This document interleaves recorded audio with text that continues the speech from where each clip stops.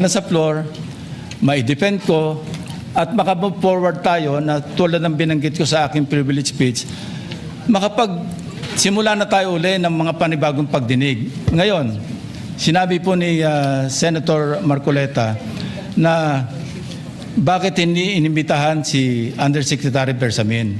Kaya ko po tinanong, kung nabasa niya na yung report, kung meron po siya may ipakita sa akin doon sa committee report o doon sa TSN, sa minutes ng pagdinig na nabanggit ang pangalan ni Undersecretary Bersamin. Bukas na bukas din po o bigyan natin 3-day notice rule. Tatawag po ako ng pagdinig, ipapatawag natin si na kung saan si Undersecretary Bernardo gumawa ng personal na sulat kay Pangulong Bongbong Marcos. At sinasabi niya doon na ito yung mga personalidad na alam niya, na naalala niya na merong allocable at kung ano-ano pa. Wala po sa Blue Ribbon Committee minutes yun. Sa labas po yan sa plenaryo, sa DBCC, sa National Budget Deliberation. So kung may ipapakita po sa akin ng ating kasamahan, Senator Marcoleta, na merong isang mention sa affidavit o sa salaysay ni Undersecretary Bernardo na binanggit si Undersecretary Bersamin, di tumawag po tayo ng pagdinig at mag-motion siya na ipatawag kung sino man ang gusto niya ipatawag. Ngayon, si Governor Chavit Singson, wala naman pong paliwanag. Ano po yung itetestify? Konektado po ba sa issue at hand, which is the flood control projects? Kung konektado po, sana sumulat po siya sa chairman. Ang dami niya nang nilabas sa social media eh. Kasi ayaw niyo siyang entertainin, tapos sasabihin niyo, konektado po ba? Di ba sinabi niya na nga yung Ilocos Norte, ang daming ghost flood control, tapos sasabihin ninyo, ay, konektado ba yan pag-uusapan ni ano? Wow! Wow! Gago!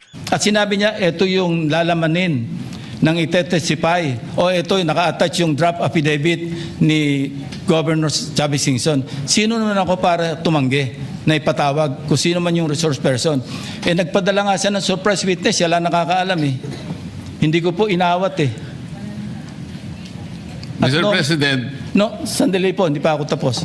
Alam mo ba't di mo inawat? Hindi mo kasi expected yon, yung surprise witness na yon. Kaya nung mga pangalawa, pangatlo na pagdinig, ikaw ay naging maingat na sobra. Remember, kakapalit pa lang ng Blue Ribbon Committee head noon at that time. Dating si Marcoleta, tapos si Lacson. Tapos, naglabas siya ng surprise witness. After nun, maingat na kayo sa lahat ng magagawing hakbang. Kontrolado nyo na yung Blue Ribbon. Ewan ko kung napagalitan ba kayo ni Romualdez. O baka napagalitan kayo ni Marcos. Kasi yung surprise witness, patungo na kay Marcos. At nung hinanap kong pilit, pinagtanong ko yung mga addresses, lahat ng mga kakilala ni Gutesa. At inalam po namin sa pamamagitan ng CCTV footage. Baka naman merong sumalubong o merong kasama na pwede natin matunton kung nasan si Gutesa. Ganun po kasi ang aking pagnanais na talagang get to the bottom of this issue. Pero bigla po nawala eh. Ano po magagawa ko? Mr. President, wala nga pong nakasulat dun sa transcript tungkol nga po dun sa binanggit niya sa plenary na pangalang Adrian Bersamin. Paano nga pong mababanggit doon, Mr. President? Hindi nga niya pinatawag eh. Samantalang dapat niyang ipatawag, siya mismo ang nag-highlight. Isipin po ninyo, nagawa po ni Senator Lacson na isama sa plenary debates ng ating 2026 budget. Ganun ka-importante ang bahagi na yon, Mr. President. Hindi ba dapat ipinahayag mo yun eh? Malaking bagay yun. Ibinulgar mo pa nga eh. There are 2 public officials I will reveal this morning. May paganon-ganon pa yun, no? Hindi mo pinatawag. Kung pinatawag mo yun, malinaw na malinaw, nalagay sana sa transcript. Ganun lang naman ang ibig sabihin eh. Sa mga tweet, iniwasan po, Mr. President, para hindi malagay sa transcript. Tama. Pagkatapos ikakatwiran po ninyo, kung nasa transcript, di sana pinatawag ko. Baliktad po ang ginawa ninyo, Mr. President. Katulad din po sa 30 Nara Street sa South Forbes.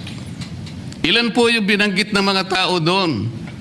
Hindi ko po sinasabing totoo yun. Pero for purposes of the inquiry and investigation, Yan. kung talagang ganun, kalawak ang inyong pananaw. Dahil pati nga po yung pagpunta ni Gutesa, pati CCTV po, pinakita ninyo. And dami po sana ng pagkakataon na nakita sana lahat ng mga binanggit ni Saldico na mga ginamit na sasakyan. Makikita doon sa pagitan ng alas 9 hanggang alas 10 ng umaga. Tawagin natin yung kung sino man yung security agency doon. Pero hindi po ninyo ginawa eh. Pero sasabihin po natin, you wanted to emphasize one point. Kung nasaan ang ebidensya, ay talagang pupuntahan natin. Kayo po ang inconsistent eh. Pagkatapos ako ang sasabihin ninyong inconsistent. Tama, 'di ba? 'Yun naman talaga eh. Unti-unti na nababanggit yung 'di ba, yung Yusek Bersamin. Siya, alam mo kasi malaking malaki yung papel ni Yusek Bersamin dito eh sa issue nito eh. Siya, sabi nga nasa kanya nga daw yung maraming text messages and calls, 'di ba? So, alam natin, kaya lang iniwas doon eh. Pero, ang sinasabi ni Lacson, where the evidence leads us. Evidence leads us. Pambihirang buhay, Ereo. Paano nangyari yun? Oh, kaya inconsistent itong si Lacson. Ang dami po eh. Nakiusap ako na, sabi nga natin, ang dami pong tumuturo sa pangalan ni Martin Romualdez. Ayun. Ayan na. Inimbita po ninyo. Hindi. Hindi dumating. Nakiusap ako, naimbitahan uli. Ang sabi po ninyo sa magitan ng inyong interview, kung pupunta siya rito, welcome. Kung hindi siya pupunta, wala tayong magagawa because of interparliamentary courtesy. Mr. President, hindi po karaniwang pagnanakaw ang nangyari sa kasaysayan ng ating bansa. Hindi po ba ninyo naiisip, mismong kabang bayan ang tumagilid pagkatapos magtatago kayo sa prinsipyo o doktrina ng interparliamentary courtesy? Kung ako po ang chairman ng Blue Ribbon Committee, Mr. Chair, Mr. President, hindi ko po igagalang interparliamentary immunity sapagkat ang pinag-uusapan dito interes ng mamamayan. Huwag po tayong magtago kung saan-saan. Tama. Sinabi po ninyo, Mr. President, Senator Lacson, yung Apostille Convention.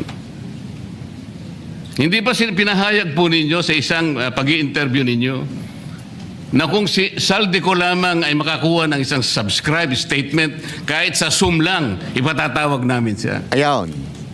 Bakit hindi po ganun ang ginawa ninyo? Pwede naman siyang mag-Zoom pagkatapos na magkaroon ng apostilled sworn statement. Bakit hindi po ninyo ginawa? Meron naman pong Zoom eh. Natatakot yung tao. Nanganganib ang kanyang buhay. At palagay ko naman, nanganganib nga talaga. Iintay pa po ninyo na humarap sa inyo? Pwede naman ang Zoom eh. Kung talagang gusto nyong tuntunin ang lahat ng mga ebidensya na dapat nating puntahan. Ito po yung pinupunto ng aking privilege speech kahapon eh. Hindi ko nga po alam na kapag ako po ang magdi-deliver ng privilege speech, Mr. President, palagi po kayong nawawala. Kasi nga, nasa bandang huli na po ako eh. Ayun. Pero kung talagang gusto nyo lang, Bakit ka lagi nawawala, Lacson? Nagtatago ka ba? O takot ka sa katotohanan? lamang, alam nyo naman na sa agenda po natin kung sino po ang tatayo para mag-deliver ng privilege speech eh. Ayoko pong isipin na sinasadya ninyo. Ngunit narinig naman po ninyo eh. Mr. President, pagkatapos isasama yung Kalayaan Island Group, ano po ba talagang pinag-uusapan natin dito? Yung kapakanan ng bayan, pinipilit po nyong pinagtatanggol ko ang China. Sa March 12 po, Mr. President, Senator Lacson, sana po may panahon kayo sapagkat ipinatawag ko sa magitan ng isang resolution at ito po ay alam na ni Senator Erwin. Pinatawag ko po ang NAMRIA, pinatawag ko po ang Philippine Coast Guard, Philippine Navy, ang DFA. Tingnan mo, tumingin siya kay Erwin. No? Bakit di ko alam yan? Kami ang Panginoon dito sa Senado ah. Huwag mo nang pakialaman si Erwin. Paano nito? Kami ang ano dito hari dito ng boyfriend ko Tinan mo, tinatakot niya na makuha ka sa tingin. Erwin, ang gwapo-gwapo po mo din. Ang pogi-pogi mo.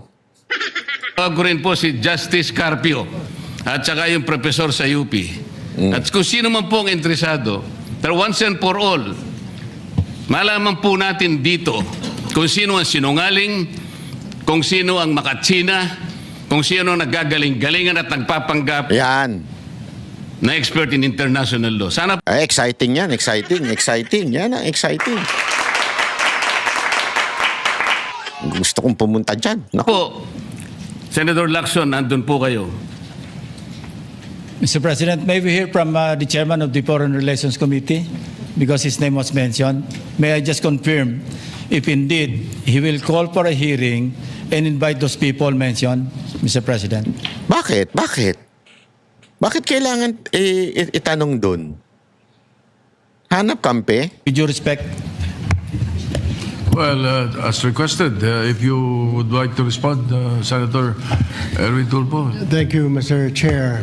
This morning, I have received a letter from the Department of Foreign Affairs citing that they cannot attend, including NAMRIA, Mr. Chair, and we have already written to the various chiefs of staff of the members of the Committee on Foreign Affairs.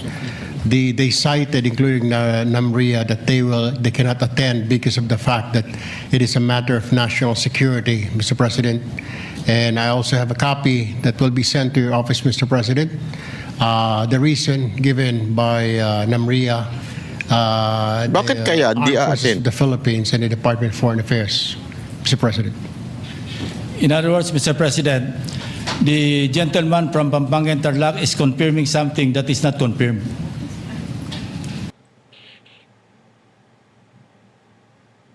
Ano ba sinabi ni See? Kung ako po ang chairman ng Blue Ribbon Committee, Mr. Nasa agenda po natin kung sino po ang tatayo para mag-deliver ng privilege speech. At saka yung professor, sana po may panahon kayo. Sapagkat ipinatawag ko sa magitan ng isang resolution at ito po ay alam na ni Senator pinatawag niya. Sumagot. Sinabi hindi daw. Pero pinatawag niya. Ano kasinungalingan doon? Gago! Confirming what is not confirmed? Wala naman siya sinabing pupunta sila. Hindi naman niya sinabing ganun Tanga ka ba, Lacson? Ako nagtatanong lang tanga ka ba? Ang linaw na sinabi ni Marcoleta, pinatawag niya. Ngayon, nasa kanila na yun kung pupunta o hindi. Halimbawa, gusto kong ipatawag si Ako pinatawag ko si BBM. Halimbawa, pinatawag ko si BBM para sagutin kung sipon ba yun o pulburon yung nandun sa ilong niya. Pwede ko bang sabihin na pinatawag ko siya? Pinatawag ko siya. Pero wala naman ako kinukonfirm na pupunta siya. Pinatawag ko po ang NAMRIA. From the Department of Foreign Affairs. Sinungaling talaga to si citing Lacson. that they cannot attend, including NAMRIA, Mr. Chair, and we have already written to the various chiefs of staff of the members of the Committee on Foreign Affairs. They cited, including NAMRIA, that they cannot attend because of the fact that it is a matter of national security, Mr. President. And I also have a copy that will be sent to your office, Mr. President. The reason given by NAMRIA, the Armed Forces of the Philippines and the Department of Foreign Affairs, Mr. President. In other words, Mr. President, the gentleman from Pampanga and Tarlac is confirming something that is not confirmed. Wala siyang kinukonfirm. Mr. President, that is too much of a statement. Kausap ko pa lamang ang chairman at kaming dalawa po nagkakausap at niremind pa nga ako yung mga nakarang araw na March 12, okay ka na. So, ang sabi ko sa kanya, ito po ang dapat nating maimbitahan. Bakit naman po nagkaroon ng issue sa national security ang pagdinig tungkol sa usapin sa West Philippine Sea? Mr. President? Ito na naman po ba ay patakaran para ilihis na naman? Hindi po pag-uusapan dito kung ano-ano mang klaseng teritoryo pag-uusapan dito. Ang pag-uusapan lang natin ay yung masigalot na pinalalaki nila at hindi nila maintindihan na walang kamatayang West Philippine Sea. Nakalagay po kasi sa Administrative Order number 29, dated 2012, Mr. President. 14 na taon nang nakararaan, minanduhan mismo ang NAMRIA at ang DFA na mag-submit ng mapa at mga charts sa opisina ng United Nations General as UN Secretary General at inotify ang lahat ng international organizations katulad ng IHO. Ano po bang ibig sabihin nun, Mr. President? Sige nga.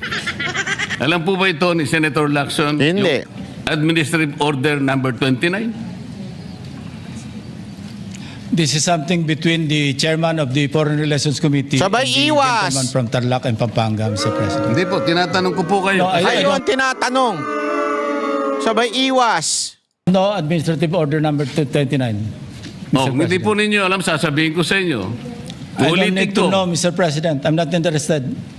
Hindi po kayo interesado sa isang bagay na napaka-importante sa ating bansa? Hindi. Hanggang ngayon, hindi ma-drawing ang West Philippine Sea. Hindi kayo interesado? Hindi po ako rin interesado sa sinasabi ninyo. Maring hindi po kayo sinasabi. Bastos talaga to si Lacson, ano? Bastos? Bastos talaga. Alam na natin ang ibig sabihin niya kung bakit ganyan yan. Umiiwas siya. Alam na. Alam na this. Alam na this. Umiiwas si Lacson. Interesado sa Kasi, sinasabi ko. no, this Ngunit is- ang sasabihin ko, Shut up! interesado ang buong Pilipinas sapagkat ito, dito nakasalalay po kung sino Nagsasalita pa si Marcoleta, pasok ka ng pasok eh. nagsasabi ng totoo. So ayaw po ninyong malaman ang totoo, Ginoong Lacson? Kasi po, Mr. President, ang ipapalabas na naman niya, yung China, may karapatan dyan sa lugar na yan. Kaya ayoko na po marinig kasi ilang beses na po natin narinig yan, medyo masakit na sa tenga eh. Alam po Kaya ninyo, sinasabi ko po, ayoko alam na po ninyo, marinig Mr. kung nanggagaling President, sa kanya, Mr. President. si Senator Lacson po ay, ang pagkakaalam ko, isang magaling na investigador. Tama. Eh, ngayon po pala yung manghuhula na. Ayun! Paano po niya nahula? Ang sasabihin ko ay, The debate is going into motives and all of that. To the rescue, ang boyfriend, ang lalaking kaibigan ni Lacson. To the rescue. Ay nako. Pagka hindi na masagot ni Lacson, to the rescue ka na. So, motu proprio, the presiding officer declares the session suspended. Oh, wala pala kayo. Panis. Panis. Ha? Iyakin. Lacson. Ha? Si Marcoleta, pinaiyak si Lacson. Gago! Ay nako, wala ka pala. Wala ka pala, Lacson. Wala ka pala. Alam mo, simple-simple lang nun eh. Bakit ka naging hindi interesado? Pagkatapos mong sabihan ng kung ano-ano si Marcoleta pagdating sa issue ng China, ikaw yung nag-chop-chop ng mga ng mga statement ni Marcoleta. Tapos ngayon, nung kinukumpronta ka, hindi ka na interesado? Alam mo tawag dyan? Pikontalo. Pinaiyak ka ni Marcoleta. Yun ang totoo. Gago! Wala ka pala. Wala ka pala. Lacson, mahinang nilalang. Sayang pagiging PNP chief mo. Wala ka pala. Oh.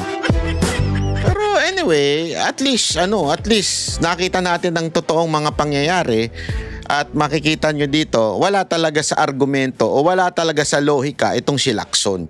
'Di ba? At nung talo na, dito sa bandang dulo, papakita ko lang. Bandang dulo para bagang nag-walk out na siya. Tingnan nyo ha. Ito.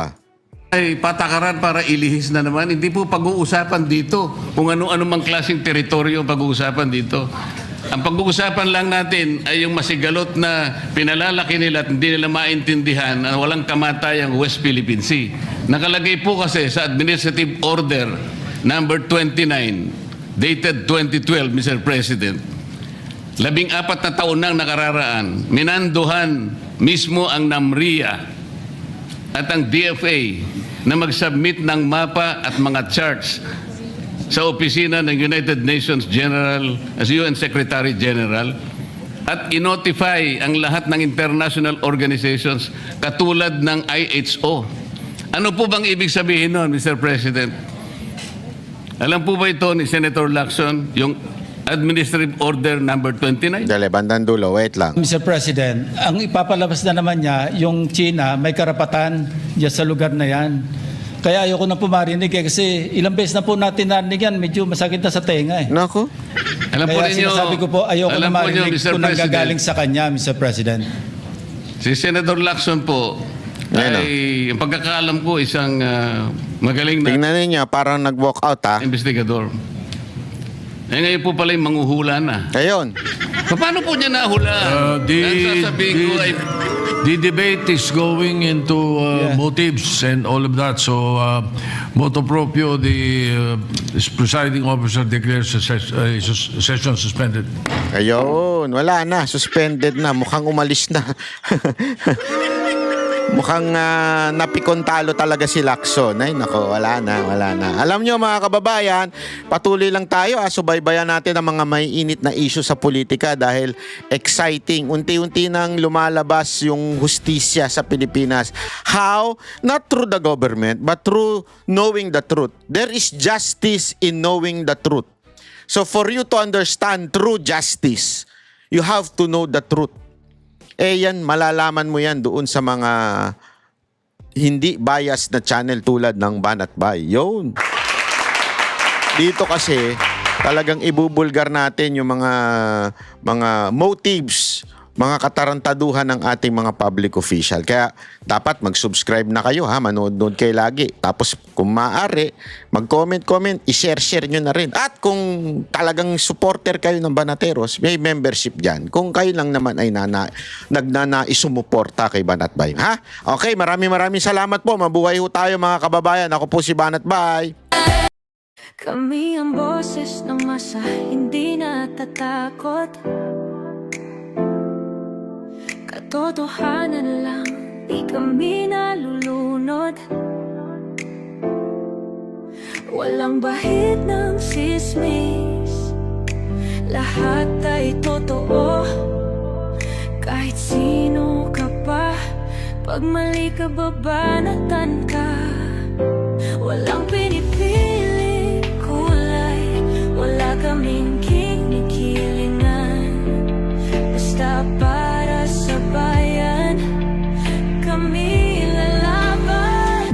Pagdama palakpakan, pag mali banatan, di matitinag, di matatakot. Para sa bayan, tuloy ang sigaw. Sa harap ng kamera, walang halong takot. Mga baluktot, lahat kayo'y tutumba. Ang hustisya at totoo, yun lang ang mahalaga.